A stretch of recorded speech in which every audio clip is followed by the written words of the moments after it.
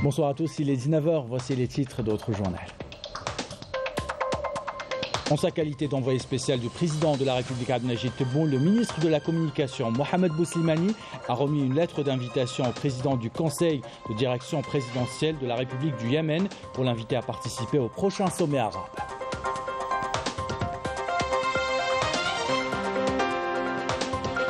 Et nous irons dans ce journal dans deux capitales arabes. D'abord Nouakchott pour vous livrer l'avis des intellectuels mauritaniens, puis à Tunis pour voir comment se préparent les médias tunisiens à couvrir ce sommet. Réponse tout à l'heure avec nos envoyés spéciaux. Au Maroc, la police marocaine a franchi à pas et n'hésite pas à taper les non-voyants. Un groupe qui est sorti manifester sa colère et demander ses droits a été tabassé. Et on termine avec du foot et le lancement de la 7e journée de Ligue 1. Demain, RC Alba jouera contre le AC Magara. Et samedi, ça sera un match très attendu, le CS Constantine qui affrontera le Mouloudia d'Alger. Voilà pour les titres. Bienvenue à tous. Tout d'abord, et en sa qualité d'envoyé spécial du président de la République Abdelmajid Tebboune, le ministre de la Communication, Mohamed Bouslimani, a été reçu par le président du Conseil de direction présidentielle de la République du Yémen, Rachid Mohamed El-Alimi, à qui il lui a remis une lettre d'invitation adressée par le président de la République Abdelmajid Tebboune pour participer aux travaux de la 31e session ordinaire du Conseil de la Ligue arabe qui abritera Alger le 1er et 2 novembre prochain. Pour sa part, le président du Conseil de direction présidentielle du Yémen a affirmé être honoré de participer personnellement au prochain sommet arabe qui se tiendra, je cite, au pays des Chouhada, dans un contexte arabe et international marqué par des enjeux et des défis multidimensionnels. Nous invitons dans ce journal à voir comment se préparent les médias tunisiens pour couvrir le sommet arabe prévu le 1er et 2 novembre prochain à Alger. Conscients des défis que traverse le monde arabe en ce moment, ils espèrent se baser désormais sur des médias arabes forts et audibles. Couverture de l'envoyé spécial de l'EPTV, Linda Akraj, commentaire signé Bati Amarti. À l'approche du sommet arabe qui se déroulera à Alger le 1er et 2 novembre prochain, la presse et les médias tunisiens lui accordent une importance capitale et suivent tous les détails des préparatifs de cet événement tant attendu.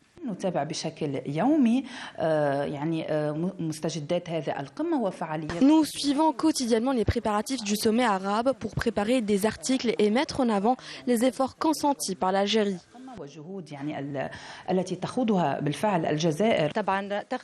La couverture des préparatifs de cet événement continue à travers nos correspondants sur place. Ce sommet intervient dans un contexte politique, sécuritaire et social particulier que connaît la région maghrébine et arabe et le monde entier. Conscient de la noble mission qui leur est dévolue et du rôle des médias dans la mobilisation de l'opinion publique, les journalistes tunisiens rencontrés pensent que ce sommet se déroulera à un moment crucial. Ce sommet renforcera la coopération arabe. Le prochain sommet arabe accordera une place importante à la cause palestinienne, surtout après l'escalade de violence qu'a vécu les territoires occupés depuis 2019. C'est une autre occasion d'unir les rangs arabes et de trouver des solutions aux causes communes. Nous savons que l'Algérie est un pays de consensus et le peuple algérien également est apprécié et aimé de toute la région. Nous souhaitons que ce sommet d'Alger soit un prélude pour un travail arabe commun.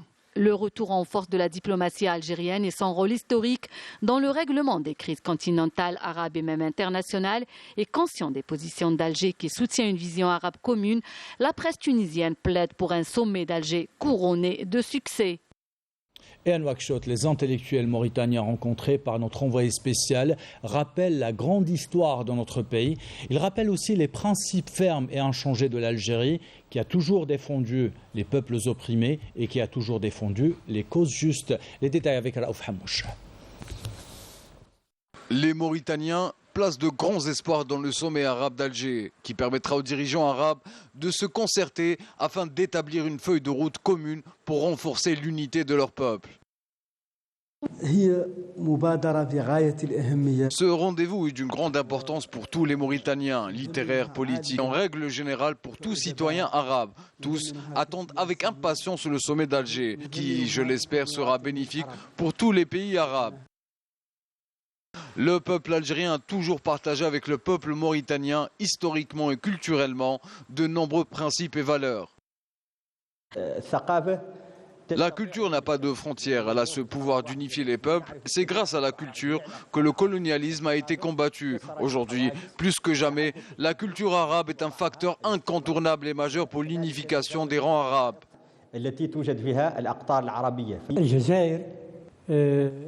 L'Algérie est une grande civilisation par la diversité et la richesse de son patrimoine culturel. À l'exemple de l'émir Abdelkader, figure emblématique, connue par tous, et ce, à travers le monde entier, pour le rôle qu'il a joué dans le soulèvement populaire contre le colonialisme. Effectivement, nous attendons avec impatience ce sommet arabe qui va certainement avoir des résultats positifs et unifiera les rangs des Arabes, comme le veut le président de la République algérienne. Le sommet d'Alger marquera une autre étape dans l'action arabe commune, notamment en faveur de la cause palestinienne. Et toujours à propos des préparatifs du sommet arabe, je vous propose d'écouter cette déclaration de Riyad Sidawi, directeur du Centre arabe de recherche et d'analyse politique et sociale de Genève. C'est le sommet de l'espoir arabe. Il faut savoir que les Arabes ont traversé le désert, si vous voulez, surtout à partir de 2011. Aujourd'hui, l'Algérie va freiner la décadence et va donner l'espoir aux Arabes. Et l'Algérie a son poids symbolique, elle a le capital symbolique, j'utilise l'expression de Pierre Bourdieu, elle a l'héritage du 1er novembre, le timing, la date est bien choisie, c'est le 1er novembre. Dire le 1er novembre, c'est dire une révolution humaine, une révolution arabe, humaine, tiers-mondiste, une révolution qui a affronté le colonisateur français, 1,5 million de soldats et officiers, et a gagné cette révolution. Donc c'est l'espoir de la révolution algérienne aussi qui a gagné. Donc le lieu aussi c'est l'Algérie. Dire l'Algérie, c'est dire Didouche Mourad, c'est dire Amirouche, c'est dire Moustapha Boumbellaïd, c'est dire tous ces héros qui ont combattu le colonisateur. Donc avec l'Algérie, il y a cet espoir. Les Arabes et surtout les masses arabes attendent beaucoup de l'Algérie. Et vous pouvez suivre l'entretien complet de Riyad Sidawi juste après ce journal. Riyad Sidawi qui a été interviewé par Faria Lassari.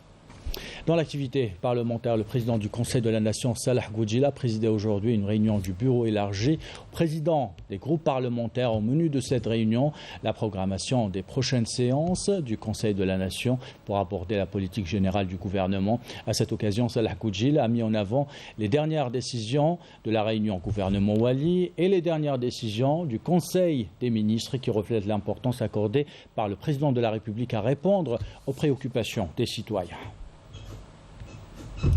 Dans la coopération algéro-saoudienne, maintenant, le ministre des Affaires étrangères et de la communauté nationale à l'étranger, Ramtan Lamamra, a reçu aujourd'hui une délégation de la commission d'amitié algéro-saoudienne qui relève du Conseil de la Choura de l'Arabie saoudite, la délégation qui effectue une visite en Algérie à l'invitation du Conseil de la Nation.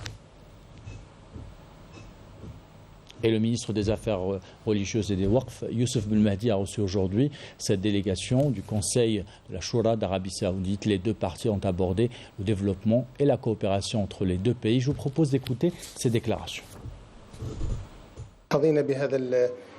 Nous sommes honorés par cette visite de nos frères saoudiens, une visite qui traduit les relations profondes qui lient les deux pays. Nous portons la même noble mission, celle de défendre notre religion. Nous visons à travers notre discours modéré le rejet de la haine, de la violence et de l'extrémisme.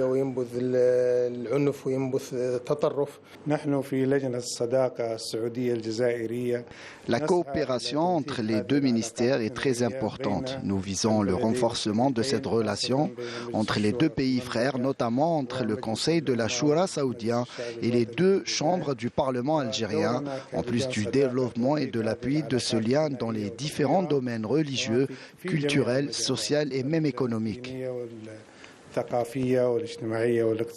Et priorité au direct, le Premier ministre Ayman Ben Abdelrahman, comme vous pouvez le voir sur ces images, répond actuellement aux questions et interrogations des députés de l'Assemblée populaire nationale, les membres de l'Assemblée populaire nationale qui ont débattu aujourd'hui. Je le rappelle, la politique générale du gouvernement. La séance a été présidée par Brahim Bourali, président de l'Assemblée populaire nationale, par Ayman Ben Abdelrahman, Premier ministre, et en présence de plusieurs membres du gouvernement. Je vous rappelle que les points importants qui ont été évoqués, c'est l'amélioration du cadre de vie du citoyen, le pouvoir d'achat et le système de santé. Nous reviendrons sur les réponses du Premier ministre Ayman Ben Abdelrahman dans nos prochaines éditions. Dans le reste de l'actualité de ce jeudi, à l'instar des pays du monde, l'Algérie a célébré hier la journée mondiale de l'enseignant. Dans ce journal, nous vous invitons dans une école à Oran, l'école Ahmed Zabana, qui accueille des élèves trisomiques, des élèves qui demandent plus d'attention et qui demandent une prise en charge particulière. Reportage de Yasmine Abri. Une attention pour chacun afin d'entamer en douceur une nouvelle journée d'école. Comme chaque matin, l'école Ahmed Zabana accueille ses enfants trisomiques et le cours peut commencer. Je m'appelle Amine. Pour un début, c'est un peu difficile et surtout, il demande un suivi particulier. Il dispose d'une durée de concentration réduite et leur capacité d'apprentissage est nettement faible. Alors, je dois travailler sur un programme bien clair et pas trop compliqué pour faciliter la tâche pour eux. Une structure associative partenaire de la direction de l'action sociale intègre des enfants trisomiques au sein d'un établissement ordinaire. Une action exemplaire et encourageante pour d'autres établissements. L'objectif clé de notre association, c'est de faciliter l'intégration de ces enfants dans une école normale, c'est-à-dire au sein d'un établissement ordinaire.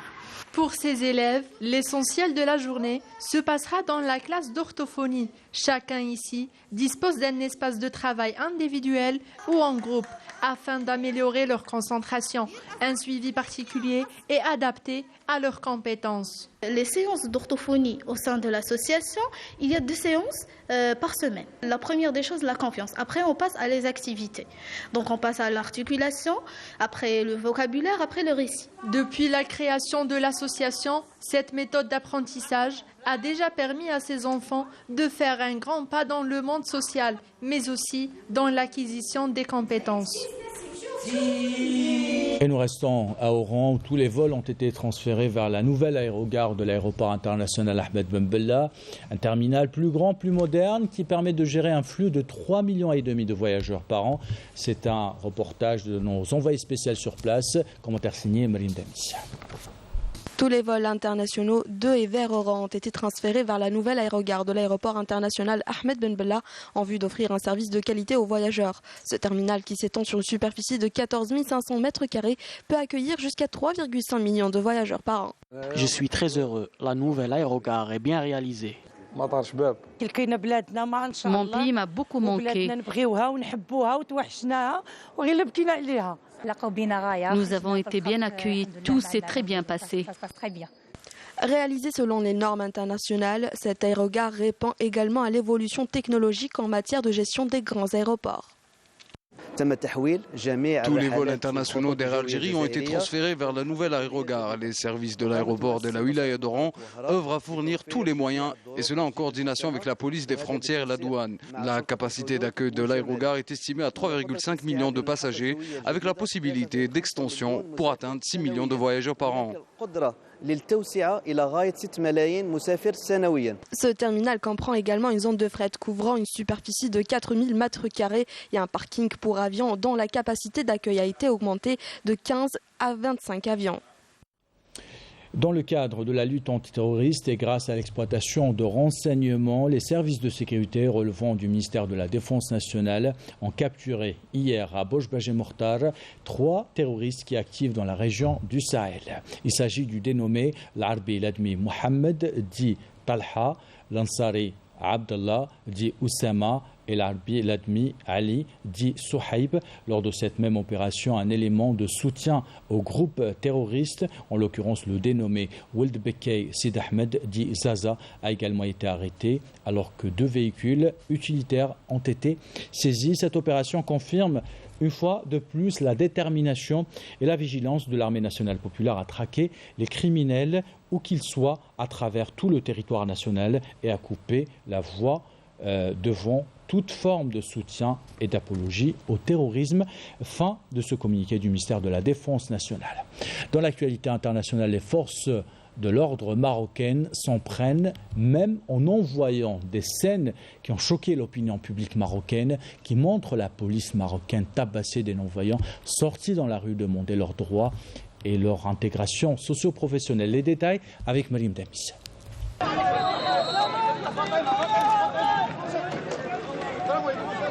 Ce sont des images insoutenables, une violence inouïe dont sont victimes des non-voyants innocents. Leur seul tort est d'être sortis dans la rue pour réclamer leurs droits les plus élémentaires. Leur handicap ne les a pas découragés de faire des études supérieures et de décrocher des diplômes, mais le régime du Marzan refuse leur intégration dans la fonction publique.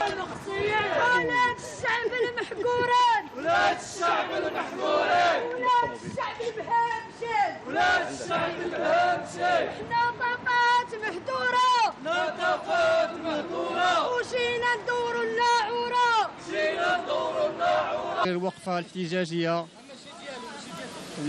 نظرا لمجموعة من السلوكات اللي كتمارسها السلطات العمومية على إخواننا المكفوفين اللي مقصيين من 2011. هاد الإخوان هادو مقصيين بسبب الشهادة. هادو عندهم شواهد عندنا شواهد ديال الدبلومات توزيع المكالمات الهاتفية والبكالوريا والدوق. هاد الناس هادو الدولة ما عملاتش في الحل، ما تعمل لهم المباراة، كيخرجوا كيطالبوا بحقهم. Coups de pied, coups de poing ou encore à coups de matraque. Ces hommes et ces femmes ont été tabassés par les forces de l'ordre marocaines afin de les empêcher de crier haut et fort leur détresse. Une situation qui perdure car le régime du Marzan fait la sourde oreille depuis plus de 10 ans. من 2011 وكنطالبوا بحقوقنا وكنطالبوا بتسوية الوضعية لينا ولكن لا جهة تجيب عن أسئلتنا وعن مطالبنا وعن حقوقنا. Au Maroc, la colère et l'indignation ne cessent d'augmenter. Cette frange de la société a toujours été marginalisée et méprisée, malgré les nombreuses promesses non tenues du Marzan. Tout ce qu'ils réclament, c'est d'être considérés comme des personnes à part entière. Retour en Algérie, place à la culture et cette 14e édition du Festival international de la bande dessinée d'Alger. Le festival, vous le savez, a pris ses quartiers dans l'esplanade d'Alger, de Riyad el-Fath depuis des années. Il a conquis aussi le cœur des BDphiles algériens qui parlent de la BD comme étant un art à part entière, un art qui enseigne des leçons de vie aux plus jeunes. Reportage de Wahiba Dendani, commentaire signé Majda Djahmoum. La bande dessinée ne se limite pas aux vignettes, bulles, onomatopées et autres successions de dessins. La BD est un art à part entière qui transmet des valeurs morales telles que la discipline et l'amour, mais aussi l'engagement et la bienveillance. Les BDphiles sont d'ailleurs les mieux placés pour en parler. Nous avons appris pas mal de choses grâce à la BD. Par exemple, quand on était petit, nous avions appris qu'il ne faut jamais trahir. Le cartoon d'Europe Rimi nous montre que le personnage principal était toujours en difficulté, mais n'a jamais baissé les bras. Ou alors, Akashan Touboku nous apprend la fraternité. La BD nous a appris à respecter tout le monde, les plus âgés, nos frères, nos enseignants, et même à nous fixer des objectifs dans la vie. Ce genre de série nous incite à aimer nos familles, nos amis et notre patrie. Cela encourage à rester solidaire avec son entourage. Cet événement a été aussi l'occasion d'exposer différents vêtements qui reflètent la richesse de l'identité algérienne et de son patrimoine, notamment touristique. Les t-shirts que nous confectionnons servent à mettre en valeur l'identité algérienne ainsi que le tourisme algérien. Nous avons des modèles qui représentent les sites touristiques comme Al-Hogar, Tarit, Tassili Nadjer. Nous confectionnons également des t-shirts sur lesquels figurent des proverbes typiquement algériens représentant notre culture. Ces t-shirts contribuent à la promotion du tourisme algérien. Les touristes peuvent en acheter et les porter dans leur pays et faire connaître davantage notre riche culture. Pour rappel, cette manifestation culturelle se poursuit jusqu'au 8 octobre à l'esplanade de Riyad el-Fath. Et vous avez jusqu'à demain pour profiter du FIBDA. On termine avec du foot. La 7e journée de Ligue 1 reprend demain avec un match qui opposera le RC Arba'a au NC Magra. Samedi, ça sera un match très attendu. Le CS Constantine affrontera le Mouloudia d'Alger. Les détails avec Saïd Fadak. La 7e journée de Ligue 1 débutera ce vendredi avec un seul match de prévu, celui qui opposera la belle surprise en ce début de saison, le RC Arba'a, 5e au classement général, au NC Magra, qui revient fort depuis quelques journées et qui tâchera de l'emporter pour s'éloigner de la zone rouge. Cette 7e journée sera marquée samedi surtout par le choc entre le leader, le CS Constantine, et le Mouloudia d'Alger. Un match qui se jouera à huis clos en raison de la sanction infligée à l'encontre du club constantinois par la commission de discipline de la LFP. Le CSC, invaincu depuis le début de l'exercice, sera face à un véritable test révélateur devant une équipe du MCA qui semble bien amorcer son redressement en alignant 2 succès de suite, dont le dernier décroché lundi à la maison face à l'AS Ochlef, 2-1 sous la conduite du nouvel entraîneur tunisien Fawzi Benzarti. Le nouveau promu, l'USM Khelchla, auteur de 2 succès de rang dans le dernier à Alger, face au Parado Athletic Club 1-0, tentera de réussir la passe de 3 à l'occasion de la réception du MC Oran. Les Oranais, qui se sont réveillés en empochant 5 points sur 9 possibles, se déplaceront à Khelchla avec l'intention de revenir avec un bon résultat dans un match qui s'annonce équilibré et ouvert à tous les pronostics. Dans le bas du tableau, la lanterne rouge, le Hilal Shelroumelaïd, se déplacera à Al-Bayat pour y affronter le Mouloudia local avec l'espoir de créer la surprise en signant sa première victoire de la saison. Cette 7e journée sera tronquée de 4 rencontres, USM Alger et SS Sitif, AS Ochlef, GS Saoura, CRB Louisdad, US Biskra et GS Kabylie Parado AC, reportées à une date ultérieure en raison de l'engagement du CRB, de la GSK, de l'USMA et de la GSS en compétition africaine interclub de la CAF. Et ainsi va l'actualité. C'est la fin de ce journal. L'équipe de la rédaction qui l'a préparé, l'équipe technique qui l'a réalisé, vous remercie de l'avoir suivi. Merci pour votre fidélité. Belle soirée.